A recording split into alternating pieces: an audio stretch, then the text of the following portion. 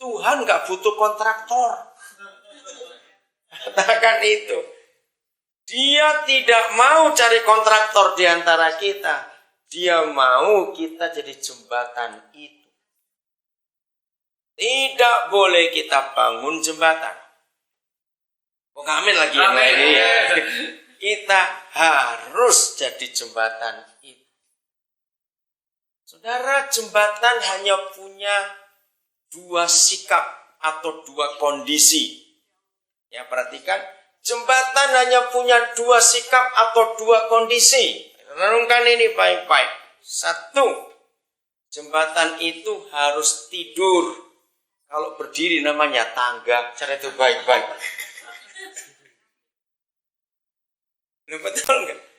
Jembatan itu harus tidur, jangan berdiri. Oke? Yang kedua, jembatan itu harus diinjak, bukan dilompati. Cara itu baik-baik. Amin. Kalau dilompati itu God.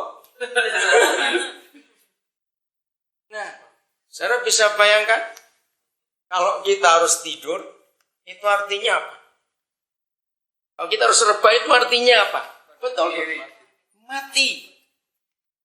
Ya, karena kalau nggak mati diinjak pasti bangun. Ngamuk-ngamuk, bangun. Yang celaka, bangun orangnya jatuh semua itu. Kalau jembatannya bangun. Oke, harus mati. Supaya ketika diinjak itu kita nggak rasa.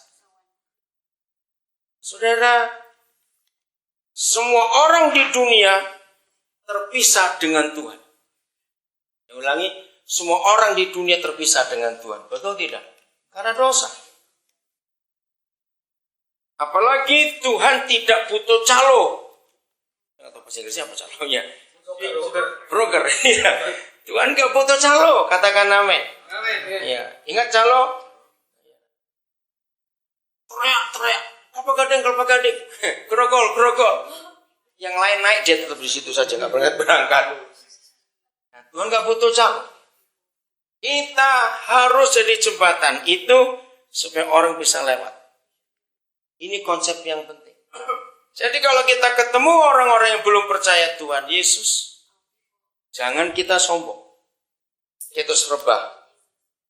Artinya rendah hati dan kita mau mati kalau orang itu lewat nginjak hidup kita. Maka itu sebelum saudara pernah rasa diinjak orang, saudara belum Kristen. Tulis itu baik-baik.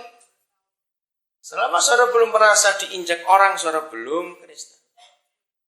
Dan kadang-kadang yang injak pun harus orang Kristen karena belum bertobat, tapi cuma ngaku Kristen. Oke, harus itu. Yang main kencing pernah diinjak sebabnya. Saudara, ini konsep yang sederhana sekali. Maka itu sebelum pernah saudara disakiti, dihina orang, difitnah orang, saudara belum pernah diinjak orang. Kalau saudara belum pernah diinjak orang, saudara belum pernah jadi jembatan. Cuma jadi gambar jembatan. Inilah kekristenan yang Tuhan cari.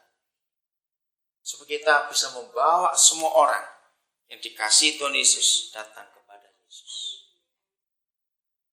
Mari kita lihat kitab Filemon. Saudara, di antara semua surat Paulus, nah pasti bingung surat Filemon itu di mana ya cari. Jarang sekali dikotbahkan, juga jarang sekali dibahas. Kitab itu pendek sekali, tetapi kita menemukan kebenaran yang luar biasa. Kitab Filemon. Saudara, di antara semua surat Paulus, saya paling kagum pada surat Filemon ini. Maaf, saya cuma cerita, jangan saudara tersinggung. Mengapa banyak pendeta tidak pernah bisa khotbah kitab Filemon? Karena kitab ini harus dialami, saudara. Kenapa? Kalau pendeta itu tidak pernah ngalami, maka dia nggak akan pernah bisa khotbah kitab Filemon. Ngalami apa? Kita lihat kisahnya. Filemon itu orang kaya, terhormat. Kalau saudara baca Kisah Rasul pasal 1, saudara akan ketemu nama ini. Nah, kepada Filemon, Lukas menulis kisah para rasul. Berarti ini orang penting. Filemon orang kaya, orang terhormat. Dia sangat mengasihi pekerjaan Tuhan. Hatinya untuk Injil luar biasa. Nah, rupanya dia ini orang yang paling kuat dalam pendanaan Injil. Sehingga Lukas harus tulis surat. Jadi 28 pasal kisah para rasul itu untuk Filemon ini. Karena hatinya untuk Injil luar biasa. Rupanya dia juga donaturnya Paulus. Ya. Dan rupanya Filemon juga donaturnya Paulus. Karena dari tulisan ini. Nah, waktu Paulus di penjara. Nah, ini hebatnya Paulus. Saudara, satu-satunya penginjil dalam perjanjian baru yang lebih dari separuh umur hidupnya itu dihabiskan di penjara, itu Paulus. Bayangkan, bukan karena dia nyolong ayam atau merampok, tidak. Karena Injil dia dipenjarakan. Maka itu surat-suratnya banyak dikatakan salam dari Paulus dari penjara. Dia sudah keliling ke banyak penjara. Dan itu luar biasa. Kitab Filipi itu ditulis waktu dia dalam penjara. Dan kitab Filipi dikenal kitab sukacita. Maka itu kata rejoice terus dipakai dalam kitab Filipi. Aneh. Dari dalam penjara dia nulis surat sukacita. Dan itu sangat hebat sekali. Nah, waktu dia di penjara, dia ketemu anak namanya Onesimus. Umurnya gak dijelaskan, tapi kelihatan anak muda.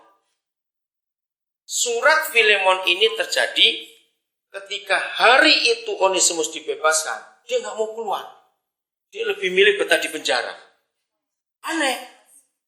Kenapa? Nah, inilah jembatan itu, saudara. Luar biasa. Ternyata Onesimus lebih betah di penjara. Sebab di penjara dia ketemu Yesus lewat Paulus. Dan dalam penjara pun dia ketemu sosok papa, yaitu Paulus. Alasan yang lain, Onesimus itu ternyata mantan karyawannya Filemon. Ya. Nah, Onesimus pernah kerja dengan Filemon rupanya. Maka itu Paulus tulis surat kepada Filemon untuk terima Onesimus kembali. Mari kita lihat ayat yang ke-8. Ini caranya kalau sering jadi jembatan kepada orang-orang tertentu yang saudara akan kenalkan kepada Yesus. Karena itu sekalipun di dalam Kristus, aku mempunyai kebebasan penuh untuk memerintahkan kepadamu apa yang harus engkau lakukan. Nah, dari ayat ini kita melihat rupanya Filemon itu hormat dan respek betul kepada Paulus. Sehingga kalau Paulus ngomong apa saja, pasti diikuti. Tapi dia berkata 9, tetapi mengingat kasihmu itu lebih baik aku memintanya daripadamu. Pakai kata appeal di situ ya. Appeal, dia minta kepada Filemon. Ya, minta kepadamu, aku Paulus yang sudah menjadi tua. Nah, ini kondisi penting.